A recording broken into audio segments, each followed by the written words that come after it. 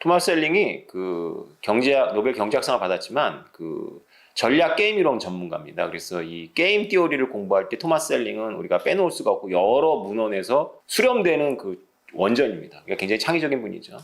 토마스 셀링이 낸 인질범의 딜레마라는 질문을 제가 드려볼게요. 누가 여러분을 납치했어요. 여러분을 납치했는데 이 사람이 돈이 필요해서 납치했지만 초범이에요.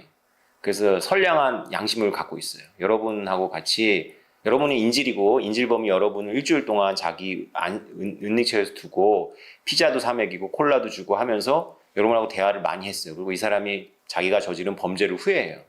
그리고 여러분한테 제안을 하죠.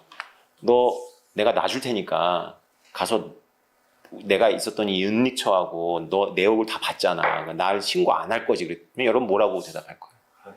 신고 안 한다고 그러죠. 근데 진짜로 이 사람이 놔주면 여러분 가서 신고 안 할 거예요? 해야죠. 저런 나쁜 새끼. 그리고 여러분이 신고 안 하게끔 놔두질 않잖아요. 형사가. 그죠? 일주일 동안 사라졌었고 가족들을 애타게 했었는데 그거를 그 인질범이 알까요? 모를까요? 알아요. 놔줄까요? 안 놔줄까요? 안 놔줘요. 그럼 여러분 어떻게 될까요? 죽어요. 진짜 냉엄한 현실이죠? 살면서 이런 상황에 안 들어가기를 바랍니다. 저는. 그런데 만약에 이런 상황에 들어가서도 사셔야 되잖아요. 살아남으려면 어떻게 행동해야 될까요? 토마스 셀링이 여러분한테 묻습니다. 제가 절대로 신고 안 한다고 말하는 것을 혈서를 쓰면 그 인질범이 믿어줄까요? 이 혈서를 써도 안 믿어주는 것을 맹약의 어려움이라고 합니다.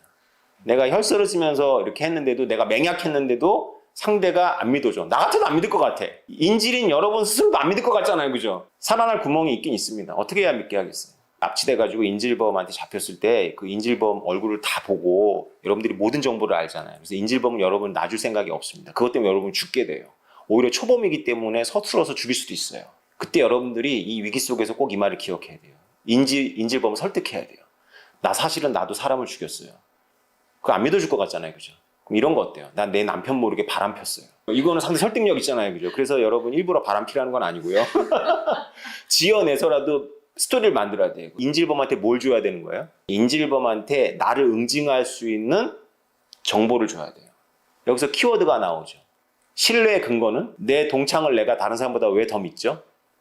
나랑 같이 어렸을 때 자랐던 고향 친구를 내가 남들보다 더 믿는 이유가 뭘까요? 그냥 친하기 때문에? 응징할 수 있기 때문이었습니다. 내 동창의 돈을 떼먹으면 내 동창은 어떻게 행동할까요? 다른 동창들한테 전화 돌립니다. 그런 수단이 더 있기 때문에 우리가 동창을 더 믿는 겁니다. 토마스 셀링이 그걸 통찰한 거죠. 여러분들이 인질범의 이 딜레마를 풀어줘야 돼요. 그 풀어줘야 될 이해관계는 인질범한테 있는 게 아니라 인질인 여러분한테 있습니다. 여러분이 인질범이 여러분을 믿게 하려면 여러분의 약점을 줘야 돼요. 이것은 원래 토마스 셀링이 학문으로서 통찰한 거지 원래 마피아는 알고 있어요. 이거를. 그래서 마피아는 알고 있어서 중요한 일을 맡기기 전에 어떤 일을 시키나요? 누굴 죽이게 한다든가 돌이킬 수 없는 강을 건너게 만든 다음에 자기네 이너서클에 넣어주겠죠. 자기를 배신해봐야 걔도 수렁으로 빠질 애들만 이너서클에 넣어주는 거는 범죄 조직이 쓰는 수법입니다. 그러니까 여러분들만 몰랐던 거예요. 이것도. 신뢰의 근거는 믿음이 아니고 그건 동어 반복이고 신뢰의 근거는 응징입니다. 이게 왜 중요할까요? 비트코인은 뭐가 가능한 돈이라고 그랬죠? 프로그램이 가능한 돈이에요. 그럼 여러분들은 스마트 콘트랙이라는 아이디어가 단지 정부 관료나 중앙이 꼴배기 싫어서 만들어냈다고 생각하시죠? 그냥 정부나 은행이 할 수 있는 거를 프로그램이 대신할 수 있는 거라고 생각하시죠? 그렇지 않아요. 스마트 콘트랙은 바로 응징을 가지고 신뢰를 만들 수 있는 근거가 되는 겁니다. 다시 말해서 토마스 셀링이 말한 이런 인질범의 딜레마 같은 문제를 해결하도록 만들어주는 거예요. 다시 인질과 인질범의 딜레마로 돌아가면 스마트 콘트랙으로 해결하려면 이렇게 하라는 겁니다. 여러분하고 인질이 공통의 계좌를 만듭니다. 프로그램이 돼서. 그 공통의 계좌에 엄청난 값어치가 있는 비트코인을 잠가 놓는 거예요. 5비트코인, 5비트코인이죠.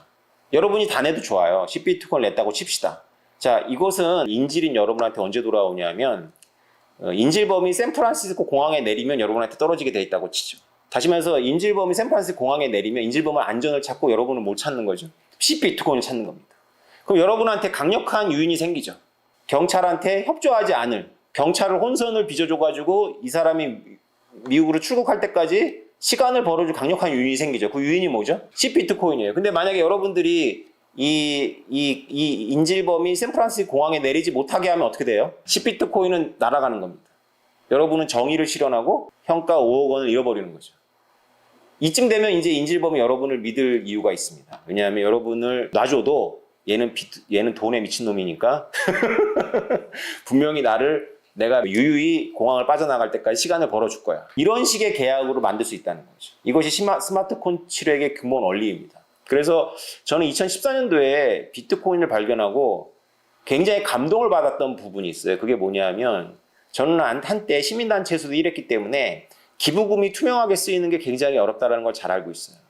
여러분도 보셨을 거예요. 이병헌 씨가 광고했나 유니세프 광고였는데 제가 어떤 특정 단체를 비난하려고 하는 게 아니라 이건 되게 상식적인 겁니다. 광고 내용이 뭐였냐면 여러분이 지금 내는 1달러가 그 소말리아에서는 죽한그리스 돼서 누군가에게 간다는 거예요. 근데 이것은 경제학이 아니라 세상 이치를 조금만 아는 사람이라면 말이 안 된다는 걸 잘 알죠. 여러분이 내는 1달러가 어떻게 소말리아로 텔레포트 돼서 튀어나갑니까? 그 1달러를 소말리아까지 전달하는 동안 어떤 것들이 발생할까요? 수많은 비용이 발생합니다. 쉽게 말하면 조직이 작동해야 돼요. 그리고 조직이 그거를 전달하는 과정에서 그 1달러짜리 죽이 꼭 필요한 사람을 찾을까요? 아니면 그 안에서도 죽이 필요 없는 추장의 아들을 찾을까요?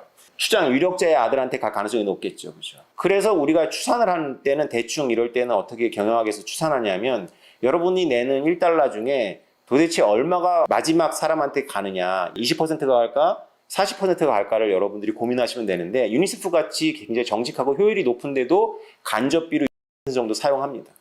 제가 찾아본 자료에 의하면 그래요. 근데 그거는 괜찮은 거예요. 라도 가면 좋은데 대부분의 단체가 가서 지네들 호텔 묵고 사진 찍고 프랜카드 걸고 그런데 거의 대부분 씁니다. 이런 이야기는 조심스러운 건데 이것도 주제사실처럼 이렇게 알지만 이렇게 해버리면 기부가 많이 일어나지 않잖아요. 그죠? 그래서 이런 부분도 우리가 선수들끼리 알면서도 그냥 넘어가주는 부분입니다. 근데 비트코인이 이 문제를 해결하죠. 중간에 끼지 않고 어떤 재해지역에 있는 아이가 QR코드를 가지고 있는 모습을 어느 기자가 독립신문의 기자가 찍어가지고 인터넷에 올리면 내가 그 사연을 보고 돈을 보낼 수가 있죠. 근데 여기서도 인질범의 딜레마 같은 상황이 생깁니다. 아프리카 소년이 포컬 포인트가 되기 때문에 나만 돈을 보낼까요? 아니면 다른 사람들도 돈을 보낼까요? 여러분들이 원하는 것은 그 친구한테 대략 한 10,000원에서 100,000원 정도의 돈이 가서 그 나라의 큰 돈이니까 이 위기에서 벗어나는 걸 원하는 거지 그 친구가 그걸로 다 대박을 맞아가지고 평생 일을 안 해도 될 걸 원하진 않는 거잖아요. 그죠? 왜냐하면 그 친구한테 그게 가면 그 옆에 있는 친구들은 죽을 못 먹어서 죽을 거 아니에요. 그 재난 속에서. 그래서 이 친구가 쓰는 방법이 있습니다. QR코드를 걸어놨는데 그 QR코드에 어떤 일정 금액 이상이 들어가면 튕겨져 나와요. 돈이 전달이 안 됩니다. 그 돈이 전달이 안 된다는 것을 나도 알고 그 친구도 아는 거예요. 어떻게 보면 미련한 짓이잖아요. 그죠? 그 친구는 대박이 맞는 게 좋지 않습니까? 적당하게 자기가 계속 돈을 받지만 조금밖에 못 받는 것처럼 해서 더 많이 받는 걸 원하겠죠. 이게 바로 지금까지 진행돼 왔던 구호 시스템이에요. 사실 우리는 선의를 갖고 맨 마지막 가장 힘든 사람한테 가기를 원하지만 사실은 그렇게 되기려면 너무 비용이 많이 들어가요. 그래서 모이게 되죠. 그 안에서도 모입니다. 그런데 비트코인이 이 문제를 해결할 수가 있어요. 왜냐하면 이 인질범의 딜레마이기 때문에 이 도움을 받는 사람 입장에서는 굳이 자기의 지갑을 제한을 걸어놓을 필요가 없지만 자기의 지갑을 제한을 걸어놓는다는 것을 상대방에게 알리는 것은 의미가 있죠. 자기의 지갑이 10만 원 이상은 들어가지 않는다는 제한을 걸므로써 신뢰를 주는 거죠. 그래서 내 돈을 주는 거예요. 얘는 진짜 10만 원이 없구나 해서 내 돈을 보낼 수 있는 거죠. 저는 비트코인 2014년도 공부하면서 이런 기능을 상상하면서 굉장히 그 비트코인에 빠져들었던 겁니다. 너무나 많은 문제를 해결할 수가 있어요. 여러분들도 이해가 되시죠? 그래서 비트코인과 이더리움과 이런 스마트 콘트랙은 다른 것으로는 풀 수 없는 불신의 문제를 푸는데 굉장히 중요합니다. 물론 이것은 당장 되진 않아요. 생태계가 발전해야 되는 거지만. 하여튼 오늘의 공부의 핵심은 인질범의 딜레마로부터 시작해서 맹약의 어려움을 스마트 콘트랙이 풀 수 있다. 스마트 콘트랙이 단지 관료나 중앙정부나 금융가들이 미워서 만드는 것이 아니고 그들이 풀지 못하는 불신 문제를 풀 수 있다. 단적인 예가 바로 구호에 사용할 수 있다. 저는 이걸 2014년부터 강의 때 얘기했는데 이미 MIT나 이런 데서 원조에 이 스마트 콘트랙을 사용하는 것을 진지하게 연구하고 있습니다.